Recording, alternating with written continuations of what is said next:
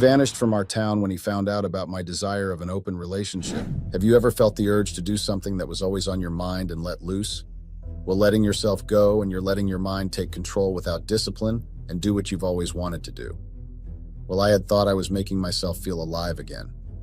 I wanted to have that feeling that everyone has, a feeling of being free again. I wanted to remind myself that you can also let loose or have fun while you are married. Have you ever shared your deepest desires with someone, only to have them disappear from your life? Imagine telling someone you love that you want a future together, but with the freedom to explore connections with others. That's what happened to me. I opened up about my need for an open relationship, hoping for understanding and acceptance. Instead, he vanished without a trace, leaving me wondering what went wrong. One thing about me is that I always say what I feel, without even care of how you would receive it and what you would do about it, but as long as I have told you what I wanted you to know. But in this case, it was different. I didn't expect him to act the way he did. I had thought that if I open up to him and tell him how I feel, he would understand and somehow sit down with me and discuss the issue at hand in a civil way. Instead, he just packed and left to only God knows where. I just couldn't believe him. I mean, yes, I loved him, but why would he act so childish? I mean, because most people nowadays, especially women, no longer be themselves when they get married. Some lose themselves to a point that they make marriages look like it's a union to someone's true self. Some end up regretting ever getting married because they would no longer be allowed to do things that had made them happy. They become people they are not, which kills most of our married sisters. It does not feel free when you get married. This took a lot of bravery to share, so I only accept advice and not judgments. They call me Veronica Cooper, female 27, and my husband is Mike Andrews, male 37. We first met at a golf club estate.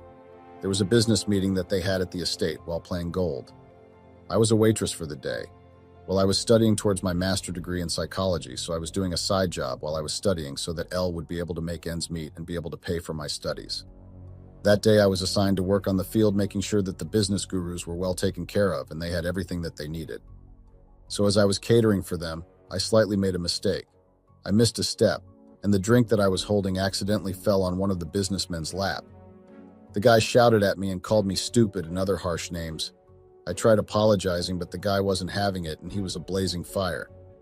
Mike came to my rescue and spoke with the guy, telling him that it was a mistake and he will pay for the damage that I had done to the guy's golfing short pants. I didn't know what to say, so I just thanked Mike for the rescue. That day was the toughest day in my working history. I felt so belittled, humiliated, embarrassed, and stupid. It's really hard being a waitress because you always have to put a smile on your face, even if you are not feeling well. Or if a customer didn't like what you have served them, then they call you names and stupid. It's really hard working under the term of a customer is always right, even if they are the ones at fault. Some managers end up firing a waitress because of a customer's complaint and telling the manager that your service is bad. It's hard to always try to be calm and keep on smiling even when the situation doesn't allow you. But because you need the job, you have to follow the rules and put your feelings aside. Anyway, as I kept apologizing to the arrogant businessman, Mike told me to stop apologizing and go continue with my work. I won't lie, I was relieved when I was away from that arrogant man. Later on, Mike came to my working station and apologized for how his associate behaved, but I would have to help him clean that man's golfing shorts since I'm the one who missed a step and poured an orange juice on his white golfing shorts. As much as it was going to cost me almost all my salary, but I knew I had to clean up that man's shorts no matter what.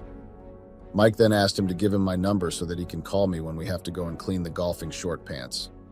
I hesitated at first. I was only 20 years and I think he was 30 at that time. I eventually gave him my number because the guy was going to help me clean the arrogant man's short pants. He called after 2 days, mind you. At that time, I was thinking, how was I going to afford golfing pants? Or how was I going to get money to clean it? I met up with Mike at the mall. The guy bought new golfing short pants for the arrogant man. Since then, we got along. We would chat more through WhatsApp. Mike was a sweet, loving, and caring man who liked being cocky. He was just a breath of fresh air, a best friend, a good advisor, and an awesome lunch dates partner. 2 months after he told me that he couldn't hold himself anymore, he needed someone to grow old with. At first, I didn't understand what he was saying until he asked me to be his girlfriend officially. I was just lost for words. The guy is afforded and has everything that he wants and needs, so why would he want to have a girlfriend as simple as me? So we dated for like 8 months, and I can actually say that it was just everything and more. During those months, he had taken me to meet with his parents. They were such a welcoming and loving family, especially his mother. Oh, that woman is such a sweetheart with a good heart. And not to mention his sister, she was just a breath of fresh air. She had the vibe that I actually needed, and she was my age, which was a bonus. Well, I didn't have any friends, so Mike's sister became the best friend I had ever had. My relationship with Mike was just a bliss, and it was actually what I had been praying for. He was like my answered prayers, not knowing that the guy actually had anger issues and bipolar disorder. Mike would always make sure that I was happy, secured, and had everything that I needed. The guy even paid for tuition fees, imagine, and I will forever be grateful for what he had done to me. Well, since I do not have any family members in Woodlands, Singapore, it was hard for me to take Mike home to my family, but I had introduced him to them via Skype, which helped a lot. After a year, I think Mike proposed and I said yes, but I had my terms and conditions. He got confused when I said that I had terms and conditions, but he listened to me. I actually regret even starting to address my desires to him because I didn't like the outcome of it.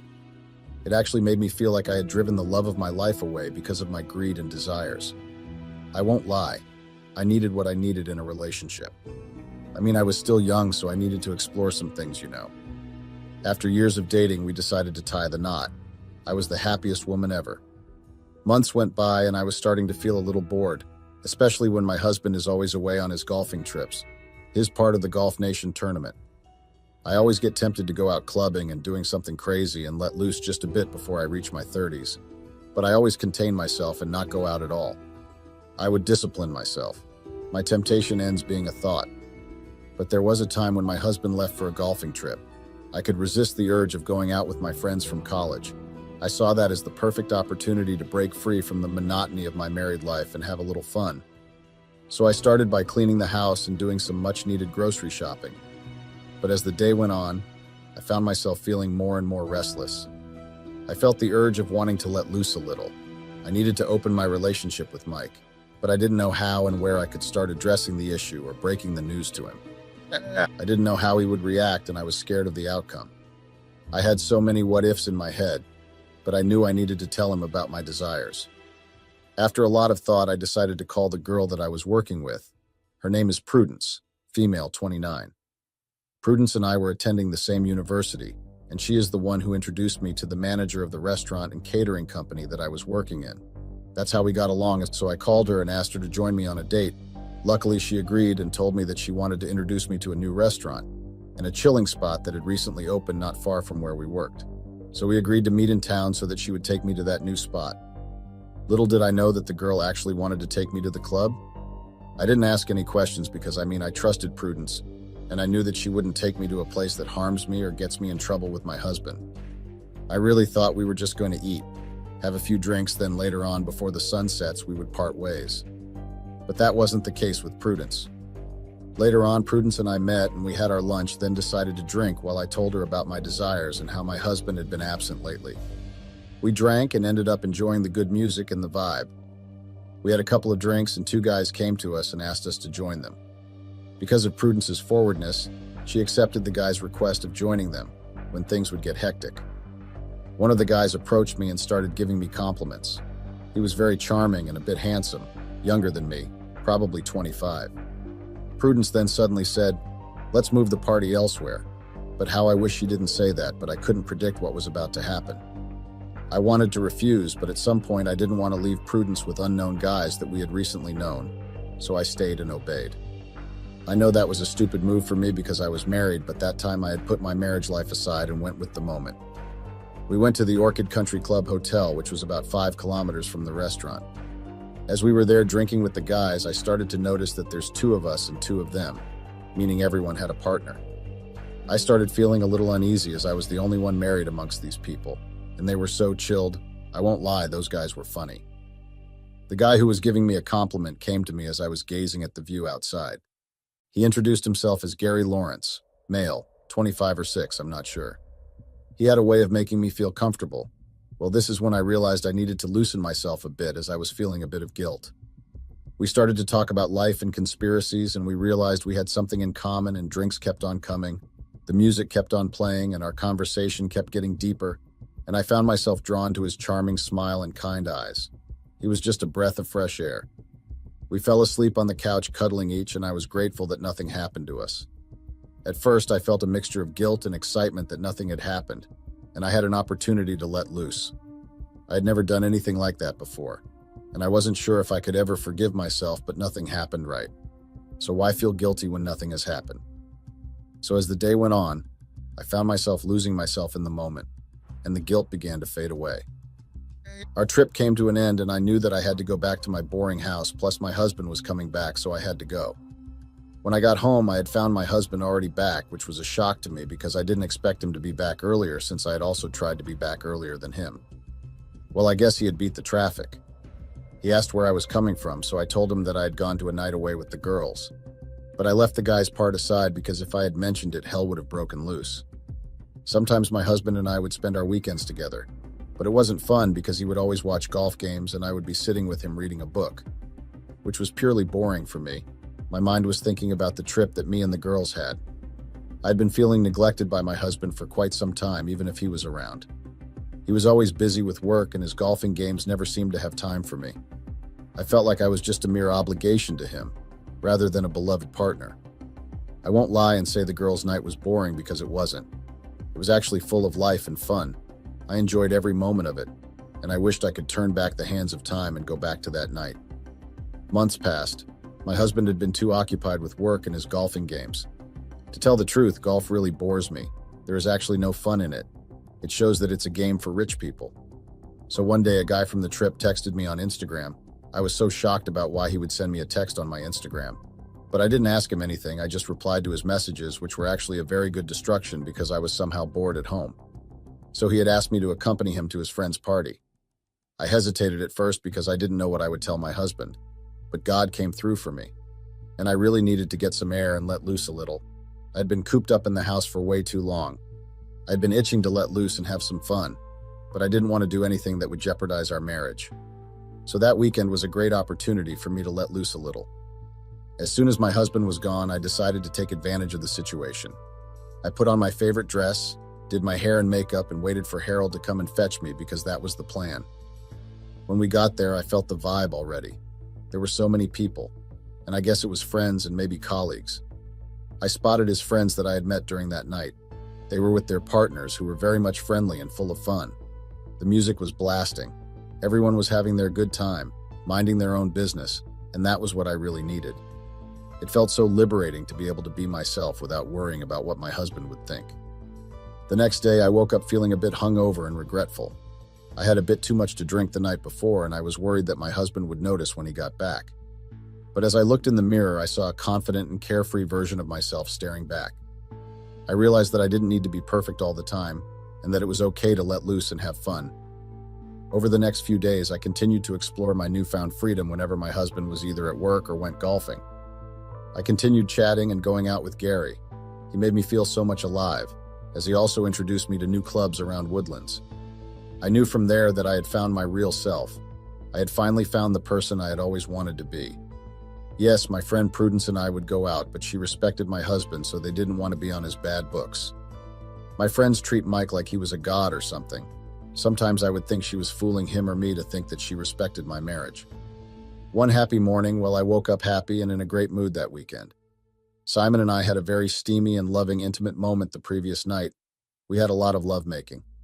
So I decided to wake up early to prepare a nice breakfast for my husband so we would get ready for the day, as we had planned to go out together to pamper ourselves and try to bring back the spark that we once had before we got married. I had planned everything, you know. I was so happy that I was going to spend time with my husband after a long time of him always going out. So that morning he came down the stairs wearing his golfing clothes and came down with his kit. I didn't understand why he was wearing that, so I asked why he was wearing his golfing clothes while we had plans for the day. He just gave me a very lousy excuse and told me that his golf buddies had texted him and told him about the game that was taking place on the very same day that was supposed to be our day. My mood just instantly went down the drain.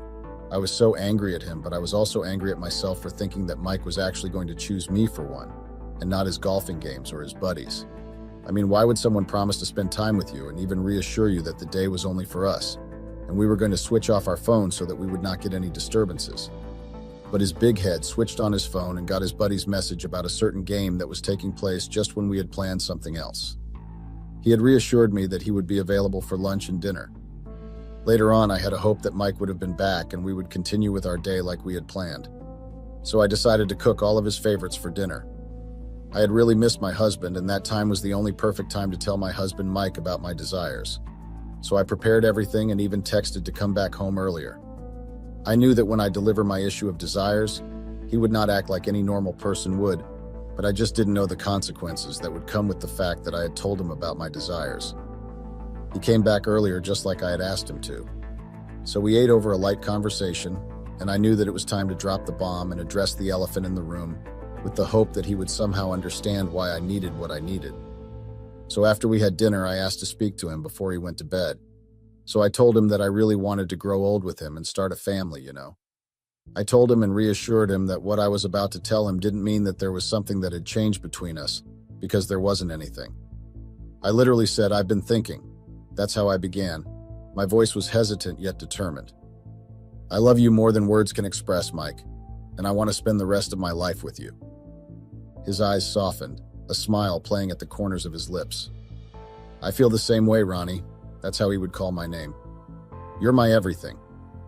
I then took a deep breath, gathering my courage. But I also felt like there's a part of me that's restless, that craves something more. I want to explore, to experience different things, but I don't want to lose you. I want an open relationship. Mike's expression faltered, surprise mingling with uncertainty. "An open relationship?" I nodded, my heart pounding in my chest. "Yes, I want us to be honest with each other, to communicate openly about our desires and needs. I still want you in my life, Mike, but I need the freedom to grow, to discover who I am outside of our relationship." Silence stretched between us. The weight of what I had said really made things difficult for me. Plus, Mike just went on a quiet mode. Finally, Mike spoke, his voice barely above a whisper. "I don't know if I can do that, Ronnie. I thought we were meant to be together, just us against the world." Tears welled up in my eyes as she reached for Mike's hand. It was harder than I had anticipated. "Please, Mike. This doesn't change how much I love you, but I need this. I need to explore this part of myself." Mike roughly withdrew his hand, his gaze distant. "I need some time to think, Veronica. I can't promise anything right now." I knew that our relationship was hanging down the hill, so I had to expect anything from Mike. So I first dropped the bomb of the fact that I wanted us to explore new ventures. So I suggested that we would open our relationship to any opportunities that would come with that statement. He calmly asked why I wanted to open our relationship, and I knew that when he was that calm, it meant only one thing. He was angry, and I should expect him to do or say anything because of his anger. I furthered by telling him that I was ready to start our family, and I won't lie, I was ready to give him the child that he had always wanted. I basically told him that if he agrees that we open our relationship, then we would or should start planning for our child. After I told him all about my desires and what can actually help our marriage to have that spark. Our marriage was already in shambles, already in a very hard rocking place, so I had to find a solution that would help us. He didn't want to hear anything after that. He suspected that I had been cheating on him and assumed that since I wanted us to open our marriage or relationship, I was already cheating on him. I tried explaining everything in detail to him, but he just didn't want to hear it, to the point that he ended up calling me names and told me that if he ever found out that I had cheated on him, he would make sure that I suffer for the rest of my life. I just didn't understand why he was suddenly angry for addressing the underlying problem that we were facing, and told him about my desires. We had a very heated argument that led us to even go to bed angry at each other. I really thought Mike was being unfair and inconsiderate of my needs, but I couldn't tell that because he was already enraged and ready to attack. I gave him some space to at least digest what I had just told him, hoping that he would wake up the following day better, and we would have a civil conversation like adults and married couples. The following day, he woke up early and prepared for work. I tried making a conversation with him, but he didn't want anything to do with me because he didn't even eat his breakfast that I had made for him. I really thought that Mike was actually very childish and inconsiderate. I mean, why would I stay in an unhappy marriage? Or maybe let me not say unhappy, but unsatisfied marriage, while I knew that I had to address the issue with my partner. I actually respected him enough to cheat and open my marriage or relationship without his permission. That day, I decided to just go out to get some fresh air, and maybe by later, Mike would come home calm, so that we would continue with the conversation. Later on, Mike was back from work, so Mike came to the living room looking like he was ready to kill. His face and body language was full of rage, I couldn't even think that he might have found out about my abomination. So he looked at me with eyes full of rage, hurt, and disappointment. He asked to speak with me on the side. Without thinking about what would have made him so angry, I followed him to our bedroom. When we got there, he threw a phone at me. I got confused about why he would throw a phone at me, so I looked at him hoping to get the answer I had been asking myself. Instead, he told me to press play on the video that was posted on Twitter, so I did as told without thinking again because I wanted to see what had made my husband angry. When I pressed play, I got the shock of my life. Harold had posted a video of him and me making out at his friend's house. Worst part, the video was even trending. I was trembling and shaking. I was lost for words. I couldn't even utter the apology because I didn't know what was happening. I had thought that nothing had happened between Gary and I, so the video really confused me, and why do I not remember anything? The way Mike was super upset and asked if that was the reason why I had wanted to open our marriage so that I could do those nasty things. My heart was beating so fast like I was having either a panic attack or a minor heart attack. What made my blood rush like that was the fact that I didn't remember anything, and who would have been that heatless to post such a video on social media? I felt my reputation, my dignity, and my image being ruined. I just didn't know how to react to the video, so I just decided to go to the park to unwind and at least try to calm down. When I went back to the house after like 4 or 5 hours that I had spent in the park trying to digest and think about the video that was trending, and the fact that I didn't remember anything, I wanted to know who would have leaked that video. I knew that I needed to find out. But the revelations really shocked me to the core. Okay, so when I got home, Mike wasn't there. I called out his name all around the house and even tried to call him, but nothing. His phone was suddenly off and it was taking me straight to voicemail. I left him a lot of messages, voice messages, and text messages. He actually left me a letter that stated that I should sleep with one eye because I had made him and he was going to destroy me, which got me really scared because I didn't know what he was referring to and what he would do. Never trust an angry lion because it can bite you roughly to a point that you would eventually find yourself useless and want to end things or disappear. And with the words that I had said, Mike vanished from Woodlands, leaving behind a trail of unanswered questions and shattered dreams. Days turned into weeks, and weeks into months, but there was no sign of him. I searched every corner of our small town, hoping for a glimpse of his familiar face, but he remained elusive, as if swallowed by the vastness of the world beyond. I tried calling again, but still the same results.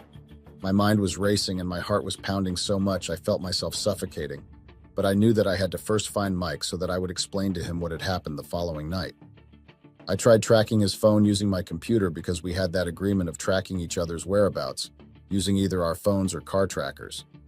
When I checked, I found out that his phone was off and his car was actually in the garage, meaning he had left the car. 2 weeks later, I had even given up on looking for Mike. I was worried about him. I won't lie, because he had left without saying anything besides the threatening letter that he left. So I decided to go to the shops and buy some house essentials and groceries. As I was busy putting things in a trolley, I bumped into Gary. I got furious once again and confronted him about the video. He told me that his friend was the one who had leaked the video with help of his new girlfriend, Prudence. I just couldn't believe it, you know. I had really thought that Prudence had my back, but clearly she was just a snake in a sheep's skin. Another thing that made me scared was the fact that I knew that Mike's sister had seen the video, and I was sure that the parents also knew, so I had destroyed the kind of relationship that I had with Mike's parents. Later on, I decided to go to Mike's home to look for him and apologize for the heartache that I had caused the family and the shame that I had caused my husband. I didn't know what I would say to Mike's sister. I just opted to apologize to the parents only. Unfortunately, when I got there, Mike was not home. His mother told me that he hadn't been at home for a month, so they didn't know where he had gone. I got really worried about Mike and felt guilty of the things that had happened. Later on, about like a week later, I received a notification stating that someone had withdrawn money from my offshore account and my life savings account. Mind you, that time I didn't even notice that my cards were gone. I panicked and thought that I was being scammed or something. As if that wasn't enough, a truck came. Well, a big truck, and repossessed the cars that were in the garage. My car along with Mike's. I asked why they were taking the cars. They told me that they were reported as stolen and they were no longer getting paid for. I just couldn't believe it, you know. I tried calling Mike again, but it was still not going through until I decided to just give up. I went straight into a depressing state and I really thought I was going to lose myself at that time. After the cars were gone, I received divorce papers stating that the owner of the house wanted me gone within 2 days. My health was not giving me any hope because everything was just too much. I had lost the only person who had shown me genuine love. I was happy in my marriage, but my greed and desires clouded all the good things that Mike had done for me. I knew that I had to think of where I was going to go because I had no relatives in Singapore, so I had to try and make means to get home in England. Luckily, Mike had taught me to keep some cash in a safe place just in case I get in trouble or something happens. So I took that money and bought a plane ticket. I just couldn't stay any longer in Singapore. I had thought that I was done with everything that made me move to Singapore. I had gone there to study, and I did with the help of Mike. I completed my master's degree in psychology. I left Singapore with a heavy heart. I had never thought that my desires would actually lead me to that kind of stage in life. I lost the love of my life. He just vanished from our town, and I really wanted to know where he was and if he was okay. That's what happened to me. I laid my heart on the line, expressing my hopes and needs. Instead of understanding or discussing it further, he chose to vanish from our town without a word. It left me questioning everything, the sincerity of his feelings, the strength of our connection. I was left with a mix of emotions, hurt, confusion, and a tinge of anger. But through it all, I realized the importance of being true to myself and my needs, even if it means facing difficult outcomes. As time passed, I learned to live with the ache in my heart, the bittersweet reminder of a love that was once so pure and unyielding. And though Mike was no longer by my side, I held on to the memories that we shared, grateful for the time we had together, however fleeting it may have been. I really thought Mike would understand my problems, but I now regret even opening my mouth and confessing about my desires. I really don't know where to start looking for Mike because I feel like I owe him an apology for the heartache that I had caused. Do you guys think he can maybe forgive me and give me a chance to at least mend our relationship after what had happened? I truly regret what I had done to Mike. I need any advice that you can give me. Please assist me. I'm drowning, really. I have to share this. I got divorce papers because my paranoid husband thinks I am cheating on him. Hey, people of Reddit. I am Kelly, 28, F, and have been married to Jason, 32, M, for over 3 years now. I never thought I would be in a situation like this, but here I am, feeling lost, hurt, and utterly confused. My paranoid husband, who I have loved and supported for years, suddenly accused me of cheating and has sent me divorce papers. I don't know what to do and could really use some advice or even just some words of encouragement. I have been noticing that Jason was a bit off for the past few months. He was constantly checking my phone, questioning my actions, and fantasizing about scenarios where I could be betraying him. At first, I brushed it off, thinking it was just stress or the result of external pressures. However, things escalated quickly, and before I knew it, he accused me of having an affair. I have done everything I can to reassure him of my faithfulness and love for him. But unfortunately, his paranoia seems to outweigh any evidence or logic I present. I have assured him that there is no one else and that his suspicions are unfounded. But it is as if he has made up his mind to believe otherwise. And I agree that I had given him enough reason to have his doubts about me having an affair. There was one instance in the past where I had messed up and cheated on him, but it was a long time ago, and there is no way that he can hold it against me now. We are all humans, and we do make mistakes and learn from them. I made a mistake in the past because I was immature, irresponsible, and did not value my relationship with him as much as I do now.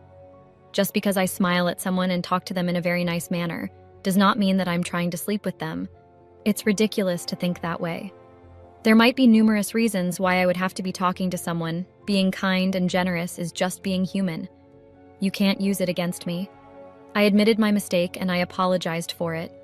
I have even resented myself for my behavior and tried to make amends ever since to be the loyal and loving wife. Not a single day since then had I begged for forgiveness for my actions. I have never even had the thought of having any other man in my life.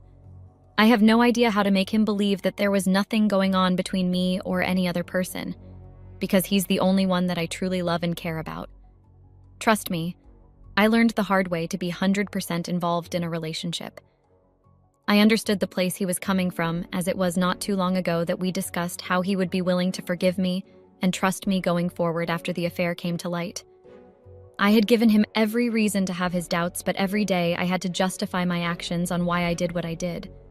Why did I talk to a certain person? It was getting a little too much. I could sense his skepticism and uncertainty, given the circumstances.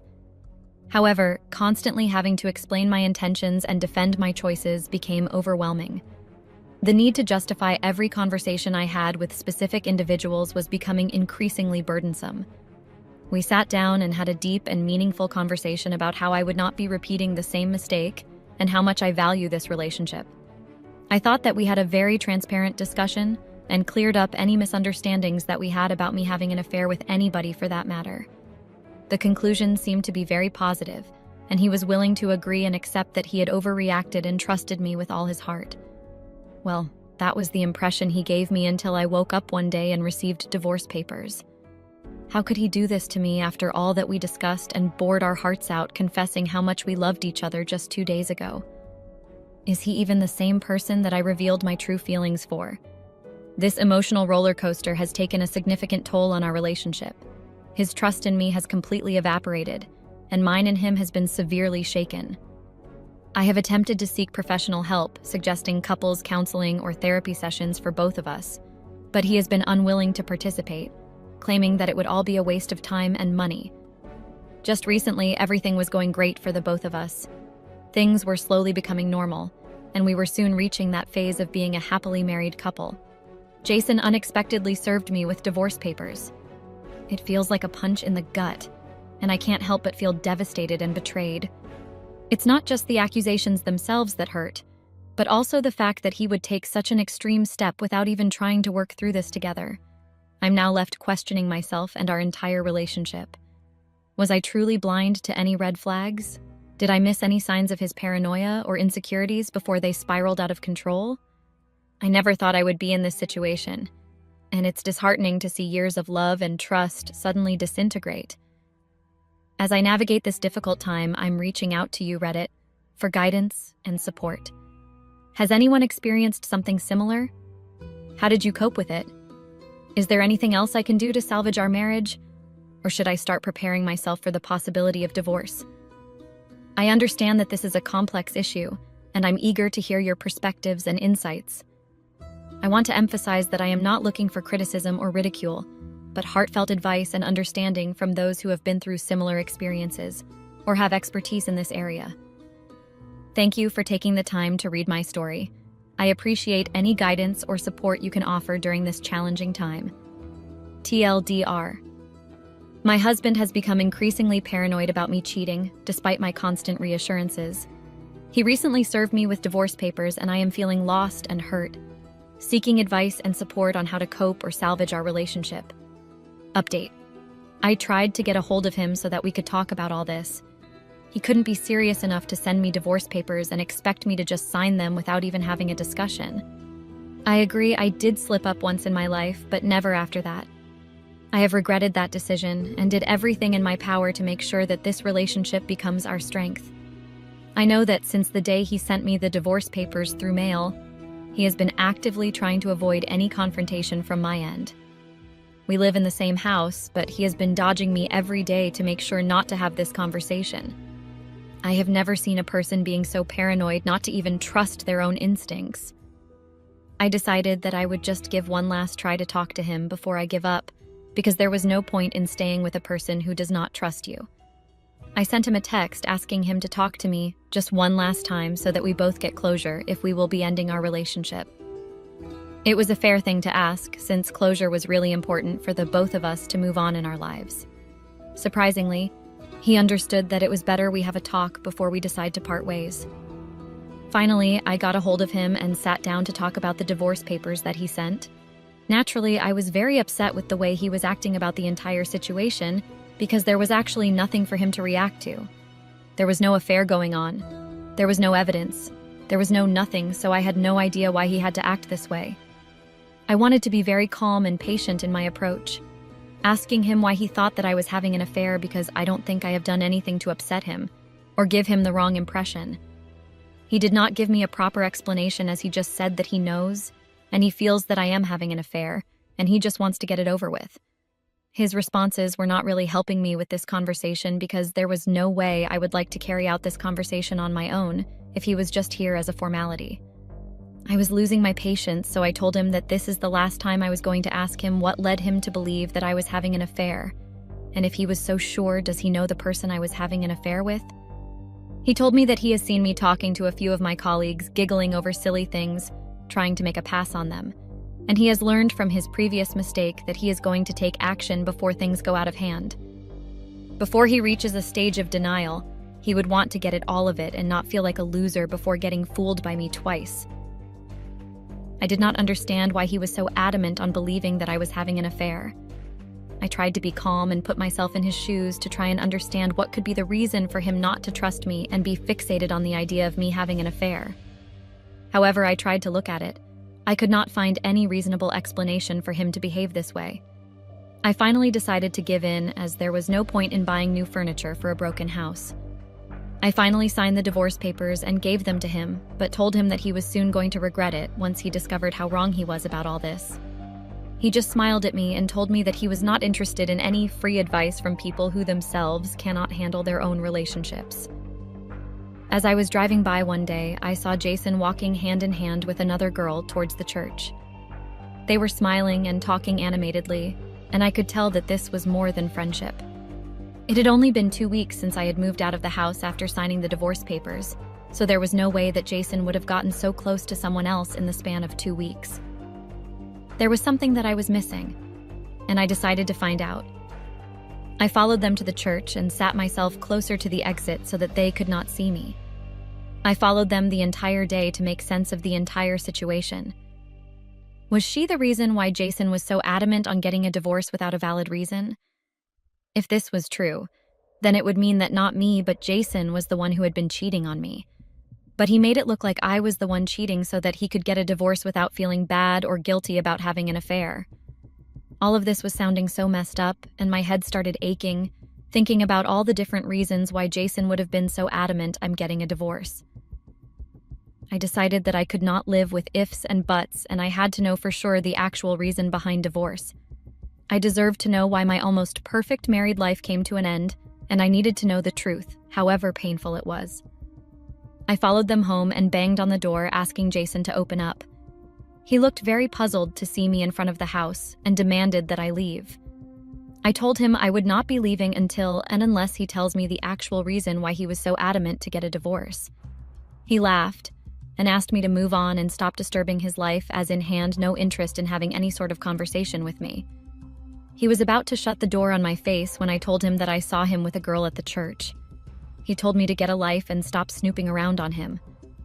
I asked him point blank if she was the reason he was so adamant to get a divorce. He told me congratulations for finally figuring it out. He told me that he was very thankful to me for having this affair, which helped him to finally meet the love of his life, whom he was going to marry very soon. I now understood that he had been having an affair all along, and he gave me that wicked smile without a reply, with which I could tell that all this had been going on for a really long time. I told him that he was the one cheating on me, and very cunningly made me agree to getting a divorce without letting me know the actual reason. He kept smiling and telling me that I was the reason that it was all happening. If I would not have cheated and been loyal, there would have been no need for him to go and find someone else to cheat with. He told me that all this was my karma, which was coming back to me. He then shut the door on my face, leaving me standing there motionless in disbelief of all the revelations that I had just come across. I was completely devastated, to say the least. I had never expected Jason to have an affair and then take such an extreme step of getting a divorce to be together with the person he was having an affair with.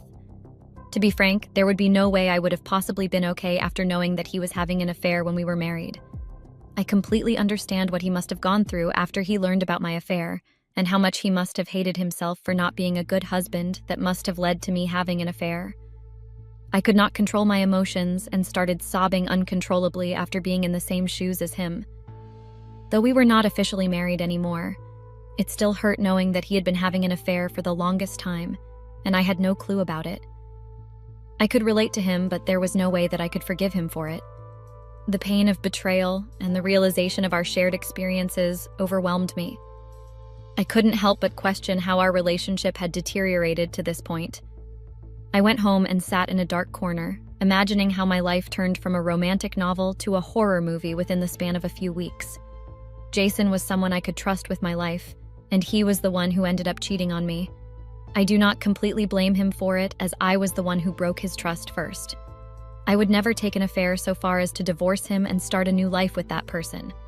That was crossing the line, and he did exactly that. I don't know what I was more upset about. Was it his affair or that he divorced me for a mere mistress? It was hurting me real bad that I got dumped for a mere affair. I was completely broken, and I sat there for hours thinking about my past and my life with Jason. It never was unbearable to the point of me taking an extreme step as to have an affair. I don't know if I should trust Jason and his reasons that it was all because of me. It could be his guilt that was not letting him accept that all of this was his fault, and he was just trying to push the blame on me to make himself feel better. After crying my eyes out and blaming myself for almost 3 hours, I decided that there was no point in blaming myself for ending a relationship which was already broken. I decided that I would focus on myself and my well-being and stop thinking about Jason or with the new girl in his life. Update. It has been 3 months since I have closed the chapter of my broken marriage with Jason and moved on with my life. I recently started working at a new place which was very lively, and that helped me uplift my moods and spirits. I was enjoying working there until I was invited to one of my colleagues' weddings. I had very little interaction with her, so I was not very keen on even attending the wedding. She looked very excited and always talked about how much her fiancé loved and cared about her and all the nice stuff. Sometimes I felt like telling her that all of this does not last very long, but I do not want to bring down her spirits.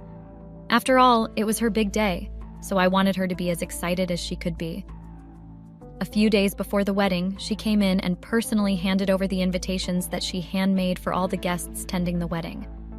I thought that it was a really sweet gesture. I put the card in my bag as I was still busy with a lot of work to learn and making myself independent.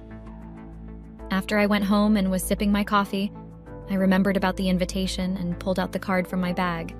It was a very cute-looking card, and I could see that she put in a lot of effort and thought into making it. I opened it to take a look at the details when I noticed the name of the groom. Could it be a coincidence that there was another Jason with the same surname, or was he the Jason I was thinking about? The invitation fell from my hands as a reflex, and I was numb for a few seconds. I frantically pulled out my phone and started searching for her on Instagram. I started scrolling through all her pictures to see if there was any picture of her with her fiancé there that could confirm if he was the Jason I was married to. There was no picture, and I felt a burst of anxiety, unable to do anything in this situation. I don't know why I had gone back through the time when I would sit in a dark corner and cry thinking about Jason's betrayal. I thought I was way past that, and I had come a long way forgetting everything about Jason and his affair. I went and walked the next day to the mine to find out who Isabel was marrying. As I wasn't close to her, I did not find the right to talk to her directly, so I decided to ask around if anyone has an idea about the groom. I tried my luck at lunch, asking everyone if they had met Isabella's fiancé and would be going to the wedding. One of them mentioned that he had seen him once or twice when he had come to pick up Isabel. Nobody had a picture, so I did not know if I was being paranoid for no reason, or was I right about what my gut was saying. I couldn't make up my mind if I should go to the wedding and see for myself, or just let it go as I had already moved on from Jason. I mean, there was no way Jason would be marrying a sweet girl like Isabel, and there was also the fact that she was almost 8 years younger than him. Not that it mattered, but I do not want to see Jason with someone young and beautiful.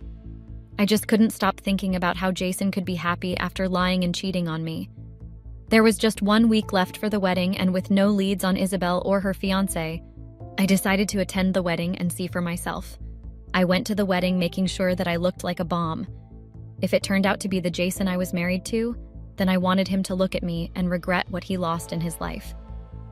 Somewhere in my heart, I was hoping that it would not be Jason and some other guy that was marrying Isabel. I met a few colleagues and we made our way inside. When I saw Jason standing at the altar waiting for his bride with a big smile plastered on his lips, I could not contain myself, and I stumbled and fell. I got up and blamed the heels for this debacle, but deep down I knew that it was my heart that was sinking. I could not see Jason marrying someone else right in front of my eyes, so I decided to take off. I went home and drowned myself in alcohol, and the image of Jason smiling and waiting for Isabel kept replaying in my mind. I had switched off my phone since everybody had been calling me asking why I had left before the ceremony. Of course, I could not tell them the actual reason, so I just lied that I was feeling a little under the weather. I applied for a leave of absence for the next few days and holed myself in my apartment. The only thing I did was eat, drink alcohol, and sleep. I did not know that Jason would affect me so much, even after all these months. It has been a month since Jason and Isabel's wedding, but there has been no improvement in my sorrow. I go to work feeling very lethargic. I come home and drink to myself. I don't feel like doing anything as I feel so lonely. I have no one to talk to. I am not sure if I need help in getting out of the situation I am in. I decided that maybe writing things down will make me feel better. I might not even post this and just keep it to myself. If I do decide to post this, it is a call of help for anyone reading this to suggest what I could do to get me out of this slumber. I would like to feel normal again and do things that I want to do without forcing myself into it. To anyone who has read so far, please give me a few insights on how to overcome this guilt and betrayal that I have been overwhelmed with. How should I get closure and move on with my life? I wish I could forget everything and start afresh. Please help me with any tips that I can use to start over. Thank you all for being so kind and supportive. Your help has made me come this far. I am hoping that it will help me sail through again. Counting on your love and support.